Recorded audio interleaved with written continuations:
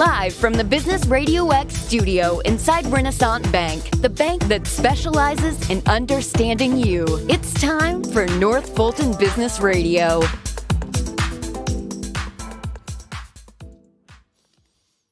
And hello again, everyone. Welcome to another edition of North Fulton Business Radio. I'm John Ray, and folks, we are broadcasting from inside Renaissance Bank in beautiful Alpharetta.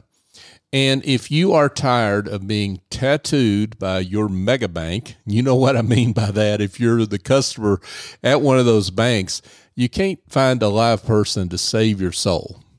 It's different at Renaissance Bank, and I know that because I sit here and I see the work they do here, but I also know that from the clients that I work with who I've referred to Renaissance Bank. They tell me that Renaissance is big enough to handle pretty much any need you can throw at them, but they're small enough to do it in a personal way. And if that's the magic combination you'd like in your bank, go to renaissancebank.com, find one of their local offices, and give them a call. I think you'll be glad you did. Renaissance Bank, understanding you, member FDIC. And now I want to welcome Dan Gladding. Dan is with Vested HR Solutions. Dan, welcome. Thanks, John. Yeah, great to have you here. Great to be here. Thanks for having me on. Absolutely. Let's talk about you and Vested HR Solutions. How you serving folks out there? Sure. Yeah, we are an outsourced HR company. The inside baseball talk is PEO. Okay. It stands for Professional Employer Organization. But really what we do is we help businesses grow by providing outsourced HR services. That is, I want to get more into that, but let's talk about you. First of all, a little bit about you and why HR for you. Talk about your career arc and how you got in HR and what keeps you there. Sure. Yeah. So I've been in this industry now for 9 years, worked with a lot of different clients of all shapes and sizes, almost exclusively here in Georgia. Really what makes it fun for me, what I enjoy the most about it, is seeing companies grow from smaller companies to larger companies. Helping employees get better benefits for themselves and their families, and just being able to serve the community by giving back to the folks who help us by helping them. Yeah, that's great. So you brought up the term PEO, and let's define that for those that have not heard that term or maybe confused by all the terminology. There's a lot of terminology in HR, right? Absolutely. Yeah. So what is a PEO? Professional Employer Organization, right? Yes, sir. Okay. Okay. We have skin in the game to help your business. We proactively and reactively address a range of different compliance issues when it comes to putting out a job ad, for instance, or onboarding employees, promoting them with the organization. In the event that you have a termination, being able to make sure the right paperwork's in place. And then we reconcile all the tax issues, payroll, and then workers' comp. And then also we serve as a large group purchaser for benefits, including health insurance. So we help you get great rates and plans that you might not otherwise have access to if you're going alone. Yeah. Instead of me as a small business owner going and a la carte picking health insurance plan from a health insurance representative or broker or what have you, instead of me trying to find workers' comp insurance from somebody that does workers' comp, payroll, blah, blah, blah. It goes on and on. I can get all that in one place. Exactly. Yeah, we do the shopping for you and then send you a list out of it and say which one you like. So I have choices. You do have choices, particularly with health insurance benefits. One size doesn't fit all for your entire workforce. Some folks might have less interactions with the doctor. They're younger. They don't hardly have need of it except for a catastrophic type of plan. And then some folks interact more frequently with the doctor and they need a greater level of coverage. As we can offer a variety of different plans to your entire workforce, and then you decide how much you want to contribute to it. And that's a great point because businesses have a choice on that, right? So what are there suggestions that you make on that, or what, as I'm making a decision about how much I contribute to, what should I keep in mind? Sure. We can provide you what's called a summary of benefits coverage. So these are examples of what you might do this. And of course, the thing about healthcare is that you can rarely predict what's going to happen to you in the next year or so, but you can do examples of what have happened to you thus far and things that you can plan out to be able to help pick the best plan for you based on these examples here. And then we can just talk through them. We can, you work with a human capital benefits partner who's certified and trained and all these things and works with these plans every day to be able to help design the right plan, not just for you, but for your workforce. Is there a certain custom or standard out there for how much I, as a small business owner, ought to contribute to health insurance for my employees? Sure. There's a minimum in the state of Georgia that you cover 50% of the lowest cost plan as an employer. So say we have a menu of different options here. We have the good plan, better plan, best plan. So the minimum, and this is the federal government, which requires this, the minimum requirement is 50% of the lowest cost plan. And then you can do upwards of that if you choose to set a more competitive total comp package, which is something I want to talk about too, Section 125 planning. Oh boy, that sounds exciting. It's thrilling. but the what's exciting about it is it helps you save money, get better people. So if you are reaching out to a candidate that you got to have, a player, and you want to be able to offer them a competitive total compensation package while still being able to save a little bit of money, these plans are untaxed. So you can offer a more aggressive health insurance policy, a better plan, and then not be taxed on those dollars. You mean just for that individual alone, or does it have to apply to the whole workforce? For everybody, your health insurance premiums that you pay as an employer are pre-tax dollars. You don't have to pay any taxes on anything you put towards health insurance through our plans. Got it. Okay. Let's talk about just the whole idea of talent, attracting talent, retaining talent, and the role that benefits play there. What are your thoughts on that? Sure. I think it's essential. Everybody's concerned about rising healthcare costs. And I think that when you look at being a business owner and hiring employees, and if you want folks who are qualified who would like to work somewhere else, which I feel like is most people, then you need to be able to offer a total compensation package that matches the field of what else they're looking at. And that almost always includes health insurance, I feel like. Yeah. And what I know you deal with companies that a wide variety of ages and stages and sizes and so forth. At what point should I introduce health insurance into my business? That's a big one, I think, for a lot of small business owners, right? Sure. It depends on your situation and the folks you're looking to hire, I would say. What does your growth strategy look like? If you are a 5-person company and you've hired your family members and that's it's where you need it to be, then maybe health insurance isn't a topic of conversation at that time. But when you're looking to grow and expand in new states or hire that first employees outside of the family or friends group, and it's a competitive hire. Yeah, I'd say it's different for every business I've worked with before. When the switch comes on, we're saying, okay, we need onboarding and we need HR compliance and we need health insurance benefits. When you do, when you had the job out there for 3 months and it's not getting anybody that you want. Yeah.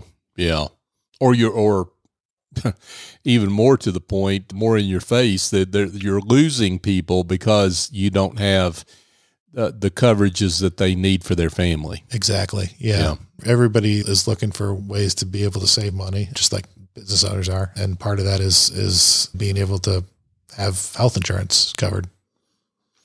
What are the biggest cost is always an issue with health insurance, and I get that. But beyond just the cost, what are the biggest issues that business owners need to pay attention to when it comes to healthcare, insurance, health insurance, and providing that to their employees? Yeah. For some companies in the past, we've been able to do surveys because you don't know what you don't know until you know it about employee satisfaction. I think that's a great retention tool to be able to just say on a scale from 1 to 5, how would you rate how things are going and what can we do to improve? Just being aware of where your employees are at or where your prospective employees might be at. Being able to offer like benchmarking tools. Our looking at what the state of your industry is, what the state of the employees you're looking to hire, what they're typically looking at in terms of total comp, our benefits. Those I think are important questions to ask as a business owner, where I'm at with that. Yeah. We're here speaking with Dan Gladding, folks. He is a senior business development manager with Vested HR Solutions. So we talked about health insurance, and I think that's probably the number one benefit that as businesses go along that they probably spend time on. What's the second most important benefit? I think 401k is a big question. Okay. With a lot of folks, particularly when it comes to fees versus returns. Mm-hmm. Being able to work with a 401k provider who can show you the numbers, the hard data, look underneath the hood and see if you're currently providing a 401k, what those returns look like and what the fees look like and where you might be able to save money. And then also there's some compliance pieces involved with 401k, top heavy legislation, making sure that the top percentage of folks in the pool aren't carrying too much weight. Mm-hmm. And then what you can do to create like a safe harbor fund and who's watching out for that for you. Yeah. Because a lot of times you can operate under the assumption that's just being done. And I've known many business owners who were operating under that assumption when there was some potential exposure there when it came to liability on their 401k plan. You mean that deductions weren't being made or something like that? Or what are you referring to? Yeah, that they weren't in compliance with some latest piece of legislation. Oh boy. Yeah. Yeah, that sounds like fun. This actually brings up a great point. Things are changing all the time. Yes. Right? So this is maybe justifies your services alone. There are a lot of things you do and a lot of things you serve clients with, but just keeping them out of issues with state and federal authorities because HR related regulations are changing constantly. That's right. Yeah. Both locally and federally and regionally. Yeah. Sometimes it's good news. I was just reading today that looks like the Georgia Senate is passing a new bill that's going to normalize corporate tax rates with individual tax rates, which they're estimating is going to save Georgia business owners about $120 million this year. Mm. So we help with the compliance with tax regs, which is sometimes beneficial to help. And obviously your accountant's working with that, but we help provide those payroll services to be able to reconcile that. But also there's the other side to it too, where is it okay for me to put this word in a job ad? I've had those kinds of questions before. Just how do I make sure that if I need to terminate this employee, what pieces of paperwork do I need? Am I doing this right? And the solution I found a lot of folks who don't use HR is I'm going to Google it. Yeah. Oh dear. Yeah. Good old Google and Google law firm. Yeah. Yeah. Here's one that I think seems to trip up a lot of employers. And speaking of changing regulation is classifying employees versus independent contractors. Sure. And then the regs are changing on that, right? Yeah, we had the Uber test forever, which was 14 points about how we could determine whether this person is properly classified as a 1099 versus a W-2. But yeah, looks like the regulations are going to be changing, consistently changing with that as we get to this kind of gig economy. Yeah, what is or isn't a 1099 it's becoming more definitive in a legislative agenda, but less definitive, unfortunately, for business owners. Yeah, and the penalties for not getting that right can be severe. Oh, yeah, absolutely. Yeah, we've seen companies fined in the millions for doing it the wrong way. Yeah. And so you really need somebody to, and this is what you do, of course, to be able to pick up the phone and call them and say, hey, this is a situation I've got. And when it gets right down to it, though, it doesn't really add a lot of cost to that employee to be in compliance when you turn them from a contractor into an employee and you're required to do. That's not the jump in cost that a lot of business owners think it is, right? Absolutely not. Yeah, there's all sorts of hidden fees with having a 1099 employee in just like transaction fees for doing the checks for them, for tools that you need for managerial control, particularly if we're talking about remote folks in 1099 role. Yeah. And you can mitigate a lot of that by, having them be a W-2 employee. And I know people are concerned about the tax factor, and it's legitimate. But when you really break down all of the hidden costs of having a 1099 employee, sometimes it's actually, you come out better even before some of the exposure that you have without the managerial responsibility. Yeah, I ran into a pizza business one time that they had dine-in, they had catering, and they had takeout and delivery. Mm-hmm. And they claimed to have only 3 employees. Like, that must be the most overworked bunch. The point is that regulators aren't stupid. They can see, because they've got access to all these different businesses, they can see what a certain business type, like a pizza establishment, mm-hmm. how many employees that establishment ought to have at a certain revenue level, right? Absolutely. And those investigations are becoming easier for them too, with all of the technology that they have at there. Exactly. Yeah. And given the incentives to do those investigations, because states are always looking for more revenue. And then if you get into multiple states, if you happen to be a company that's got multiple state exposures, then you've got a lot of potential issues on your hands. Yeah, absolutely. Yeah. Here in Georgia, we're definitely employer-friendly state when it comes to a lot of different regulations, which is great. But if you're looking to expand into North Carolina or Illinois or obviously California and New York, those types of places, there's a lot of different state-by-state regulations that make it a lot tougher. Yeah, you're right. We're definitely employer-friendly here in Georgia. However, if you're not paying what you're supposed to be paying, then it gets unfriendly quick. That's right. That's right. Yeah, I was trying to cut them a break after all this doom and gloom talk. I get it. I'm trying to look at, hey, what's the need for your services? And there's a lot of needs for your services. Appreciate for sure. Yeah, right. At Vested HR. So let's talk about the remote working environment. I hate to even bring that up because we've talked so much about that over the last few years, but what's the state of remote work in the clients that you work with? Sure. I think some of them are looking at it as like a potential job benefit where we offer remote or hybrid work services. Definitely still appealing to a lot of folks, but it's also a personal decision too. Some folks I found they really enjoy coming back to the office. They miss that camaraderie. They miss like working together. And obviously it's a lot easier for leadership to be able to see what folks are doing and be able to communicate directly and easily with them. But yeah, some folks do find that it's a potential recruiting benefit to be able to say, hey, wherever you're at, we'll help you and provide a remote working environment for you.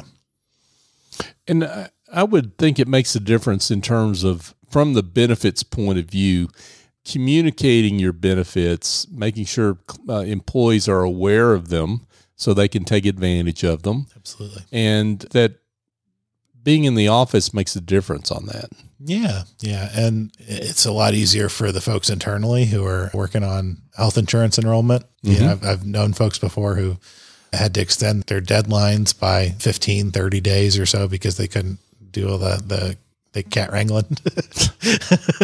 Yeah. And there's fines associated with that. I'd say that's a big part of where electronic onboarding comes in too, is being able to, as opposed to have to get a piece of paper faxed and scanned and back forth, and we deliver this to having a tool that employees can log in individually and make those elections, make those comparisons. Yeah.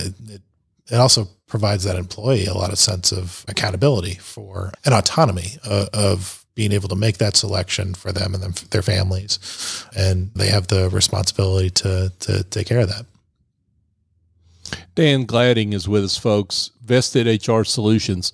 So Dan, we were talking before we came on the air. You're obviously planted here in the North Fulton area, North Fulton region, and you service really all of Metro Atlanta, but well beyond. Talk about your trade area. Yeah. So I work with the entire state of Georgia, but we have clients in all 50 states, employees in all 50 states. We know about all the different kind of rules and regs that are out there for all of them. And we have folks who are experienced to be able to help support them. And any industries or other identifiers when it comes to the clients that are best fits for you? Sure. So we work with professional services companies, technology-based companies, the Main Street blue and gray collar folks. What we're really looking for more so than a type of industry is a profile, a position that a company's in when they're looking to expand and hire employees in new states, or say they've grown where initially some specialist in finance has taken the HR role, and we've been walking around with the stone in our shoe for a long time, but really this person's hours are not devoted to the right things. And then also folks who have a lot of different resources and all these, they've got a health insurance broker and a workers' comp broker and a payroll company, and they talk to somebody for employee legal guidance, and they've got a library with HR forms, and you just want to consolidate these to one person. You want to talk with one person to be able to help resolve all these issues for you. Listening to you talk, I'm reminded of talking to a company one time, and they were talking about how they decided who was in charge of HR. And basically they drew straws. The person that got the person that got the short straw got HR. And you really got to get away from that as soon as you can, because that person, like you say, their full attention is not on it, and they're not an HR professional. Sure. Yeah. And your HR should really be focused on growth and strategy. Yeah. Yeah. So if they're not assigned to that kind of role, not their background, that's not their specialty, that's not what they were initially hired to do, it's probably time for a change to consider how that's structured.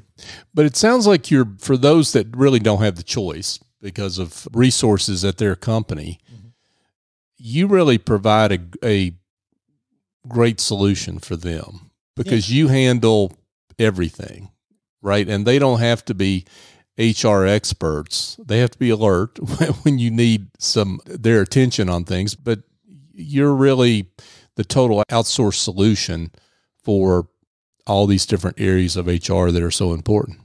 That's right. Yeah. We have one person who can talk to quarterbacks the relationship for you. And then whether the ball goes to tax or goes to compliance or goes to 401k or wherever the case may be, that you have a person who you talk to who can do that for you.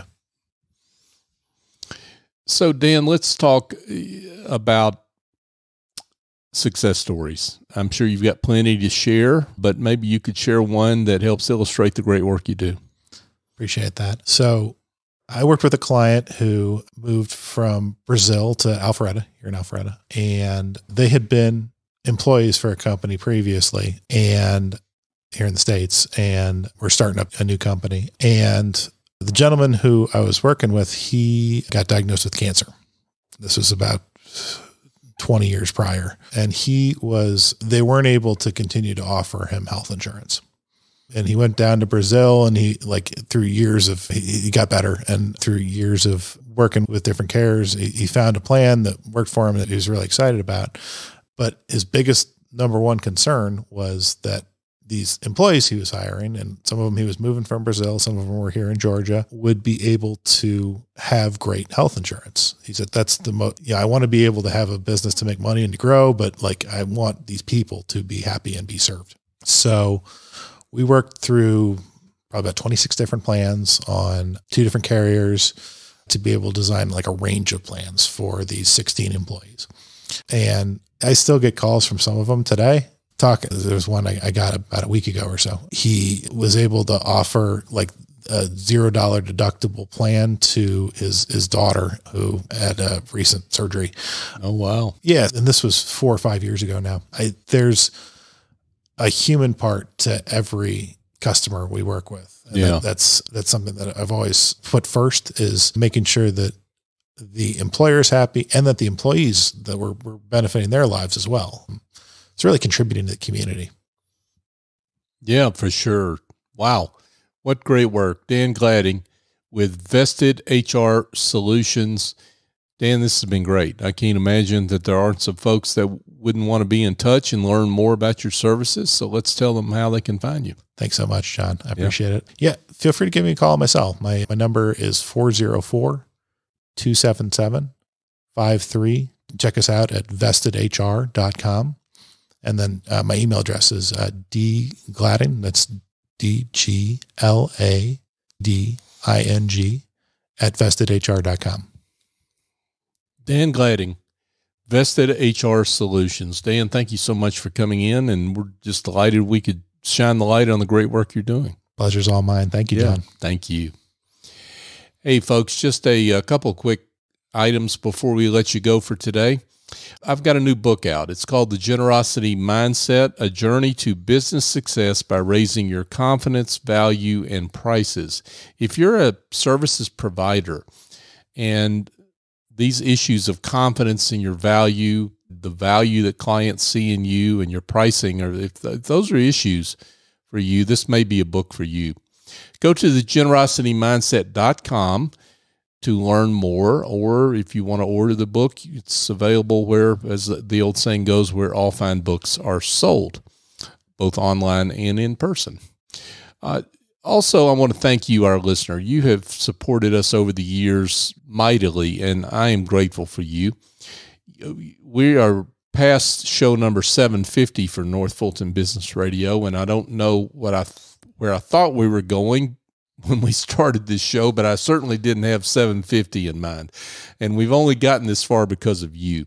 You continue to support us in any number of ways. You like us on social media, you share the show, and please continue to do that work, because what that does is help put the spotlight on the great business leaders we have on this show, like Dan and the other some 1,200 guests that we've had over the years. Continue to do that, because that helps us live into our mission to be the voice of business in the North Fulton region. And we're thankful for you in helping us there. So for my guest, Dan Glading, I'm John Ray. Join us next time here on North Fulton Business Radio.